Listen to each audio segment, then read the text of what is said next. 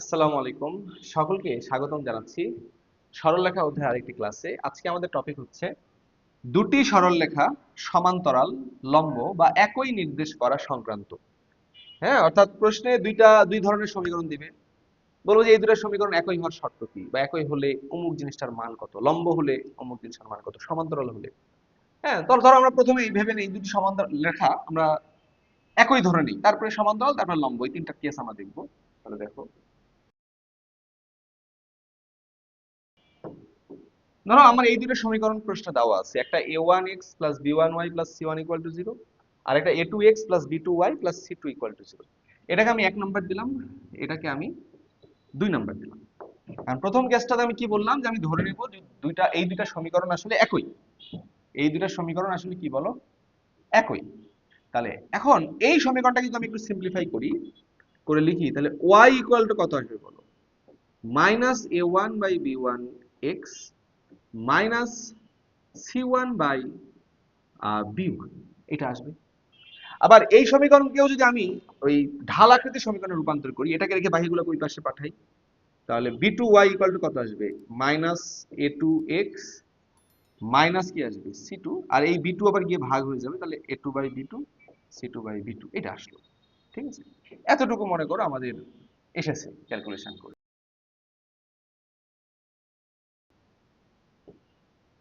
তাহলে এই দুটো রেখা যদি একই হয়, দুটো রেখা একই মানে কি, সবকিছুই তো একই, তাহলে এই রেখার ঢাল যত, এই রেখার ঢালও কি তত হবে না? তাহলে দুটো রেখা একই হলে 1 নং এর ঢাল ইকুয়াল টু কি হবে, 2 নং এর ঢাল। তাহলে 1 নং এর ঢাল কত, এখানে দেখতে পাচ্ছি এই যে মাইনাস a1 বাই b1, তাহলে কি হবে মাইনাস a1 বাই b1। আর 2 নং এর ঢাল কত, মাইনাস a2 বাই b2। এই মাইনাস মাইনাস কেটে গেল, a2 এই পাশে, b1 ওই পাশে গেলে কি আসছে, a1 বাই a2, a2 এই পাশে চলে আসলো, b1 ওই পাশে গেলে কি হবে, b1 বাই b2। ঢাল সমান। আচ্ছা, শুধু কি ঢালই সমান হবে, দুটো রেখা একই, তাহলে এই রেখাটাও এক্স ওয়াই অক্ষ থেকে যতটুকু অংশ কর্তন করছে এও কি ততটুকুই করবে না? তাহলে ধ্রুবক পদের মানটাও কি সেম হবে? তাহলে আরেকটা তথ্য কি বলতে পারবো, যে আবার কি বলতে পারবো, যে 1 নং এর ওয়াই অক্ষের খণ্ডিতাংশ ইকুয়াল টু কি হবে, 2 নং এর ওয়াই অক্ষের খণ্ডিতাংশ। এখন 1 নং রেখার ওয়াই অক্ষের খণ্ডিতাংশ কত, এই যে দেখা যাচ্ছে মাইনাস c1 বাই b1, আর 2 নং এর খণ্ডিতাংশ কত, মাইনাস c2 বাই b2। ওই একই ভাবে কিন্তু আমি এখানেও বলতে পারি, যে আমি যদি এভাবে ভাবি, যে মাইনাস মাইনাস কেটে গেল, c2 এই পাশে আসলো, b1 ওই পাশে গেল, তাহলে কি হবে c1 by c2 equal to b1 by b2। তাহলে এখন দেখো, আমি দেখতে পাচ্ছি a1 by a2 equal to b1 by b2, আবার দেখতে পাচ্ছি b1 by b2 equal to c1 by c2। তাহলে কি আমি বলতে পারবো না যে অতএব a1 by a2 equal to b1 by b2 equal to c1 by c2? Okay, তাহলে এই দুইটা রেখা যদি একই রেখা হয়, তাহলে a1 by a2 equal b1 by b2 equal c1 by c2 হবে। ওকে, তাহলে এটা গেল তো দুইটা রেখা একই হওয়ার ক্ষেত্রে। এবার আমি দেখি দুইটা রেখা যদি সমান্তরাল হয়, তাহলে তোমরাই বলো দুইটা রেখা সমান্তরাল হওয়া মানে কি? তাদের ঢাল জাস্ট সমান। ঢাল সমান, এখন বাকিটা তো আর সমান না, আমরা জানি দুইটা রেখা সমান্তরাল হলে তাদের ঢাল একই। তাহলে 1 নং রেখার ঢাল m1 ইকুয়াল টু কি, 2 নং রেখার ঢাল m2। এখন বলো m1 এর মান কত এখানে, এই যে minus a2 by b2, R m2 এর মান কত, এই যে সরি m1 এর মান কত, এই যে minus a1 by b1, R m2 এর মান কত, দ্বিতীয়টার ঢাল minus a2 by b2। Minus minus বাদ, তাহলে অতএব কি হবে, a2 এই পাশে চলে আসলে a1 by a2 equal two কি হবে, b1 বাই b2। ওকে, তাহলে এই জিনিসটা আমরা পেয়ে গেলাম। তাহলে এই দুটো রেখা যদি সমান্তরাল হয়, রেখা দুই সমান্তরাল হলে 1 নং এর ঢাল 2 নং এর ঢাল সমান, তাহলে সেই ঢাল দুটো এক সমান ধরে আমরা এটা পাচ্ছি। এবার আসো, রেখা দ্বয় যদি লম্ব হয়, বলো আমরা জানি দুটি রেখার লম্ব হলে তাদের ঢালের গুণফল কত, -1। দুইটা রেখা লম্ব হলে তাদের ঢালের গুণফল কত, -1, যেটা আমরা অলরেডি আলোচনা করেছি। তাহলে এখানে আমি কি বলতে পারবো না, যে m1 ইন্টু m2, এই গুণফলের মানটা কত হবে, -1। এখন বলো m1 এর মান কত পেয়েছো, ওই যে minus a1 by b1 into m2 এর মান কত, মাইনাস a2 বাই b2। এই দুটার গুণফল কত হবে বলো, -1 হবে। তাহলে মাইনাস মাইনাস কেটে গেল, কি থাকলো, a1 a2 নিচে থাকছে b1 b2 ইকুয়াল টু কত, -1। তাহলে বা a1 a2 ইকুয়াল টু, এটা ওই পাশে চলে গেলে কত, মাইনাস b1 b2। তাহলে অতএব a1 a2 plus b1 b2 equal to কত হবে, 0 হবে। তাহলে আমরা একবারে এই কন্ডিশনটা অ্যাপ্লাই করে দিতে আশা করছি সবাই এটা বুঝতে পেরেছো। তাহলে কি বলছি দেখো, রেখাদ্বয় লম্ব হলে কি a1 a2 plus b1 b2, এটার মান কত হবে বলো? 0 হবে। আর যদি সমান্তরাল হয় তাহলে a1/a2 ইকুয়াল টু b1/b2 হবে। আর যদি একই রেখা নির্দেশ করে, একই রেখা হলে তখন a1/a2 equal to b1/b2 equal to c1/c2 হবে। আমি জিনিসটাকে আরেকবার সামারি আকারে লিখে দিই, তাহলে তোমাদের বুঝতে সুবিধা হবে।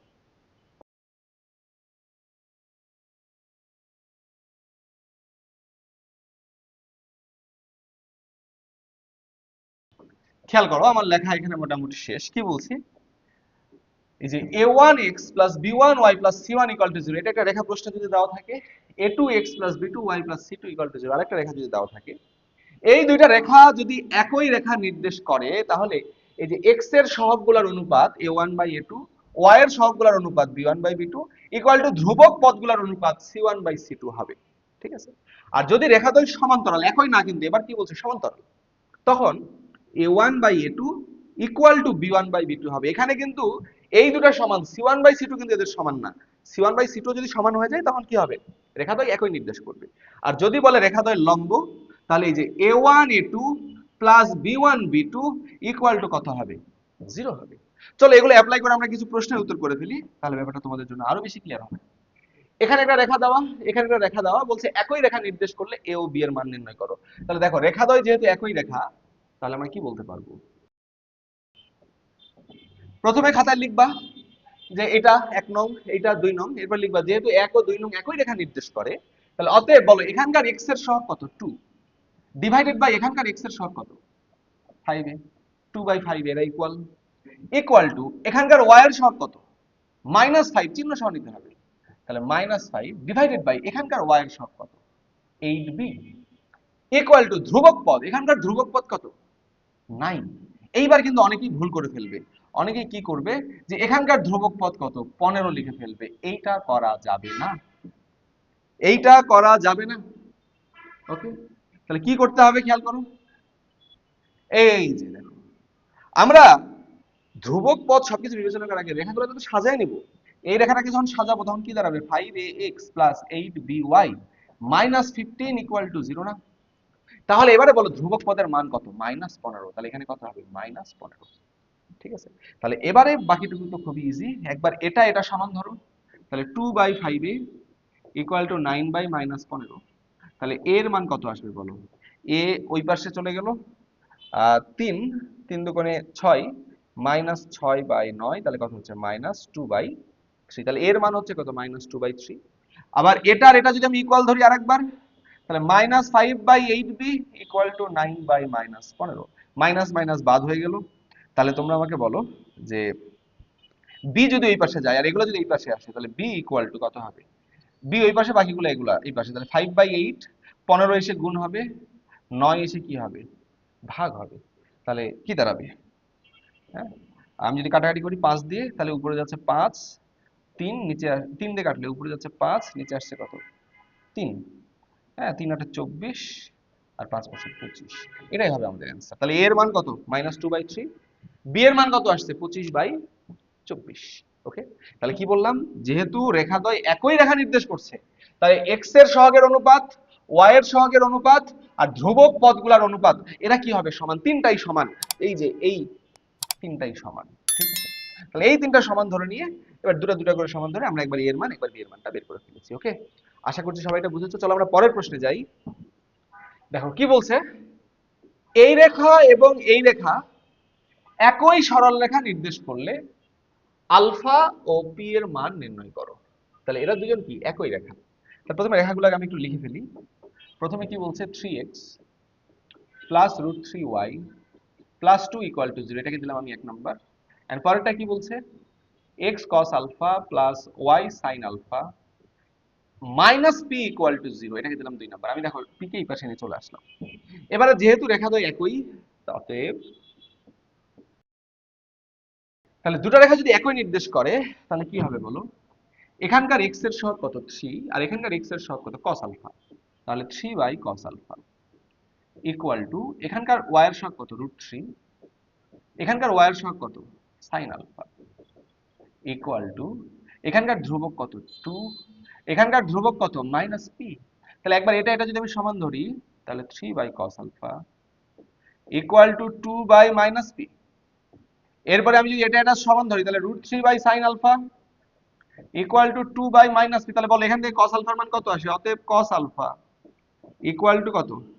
-3p by 2। এখান থেকে যদি আমি বলি সাইন আলফার মান কত আসে? -√3p by 2। তাহলে এটাকে এবার দিলাম আমি মনে করো 3 নাম্বার, এটাকে আমি দিলাম মনে করো 4 নাম্বার। তাহলে আমি cos আলফার মান পাচ্ছি, সাইন আলফার মান পাচ্ছি, কিন্তু আমাকে বের করতে বলছে কিসের মান? বের করতে বলছে p এর মান, p এর মান আর আলফার মান, p এর মান আর আলফার মান।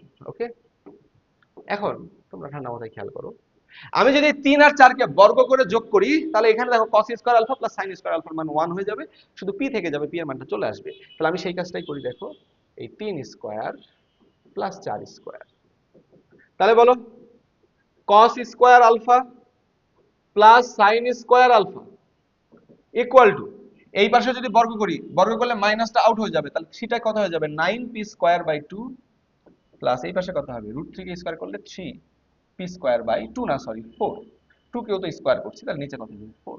তাহলে বলো বাহ, এই পাশে cos square alpha plus sin square আলফার মান 1, এই পাশে লসাগু 4, 9 আর 3 কত? 12p স্কয়ার, তাহলে বাহ 12p স্কয়ার ইকুয়াল টু 4।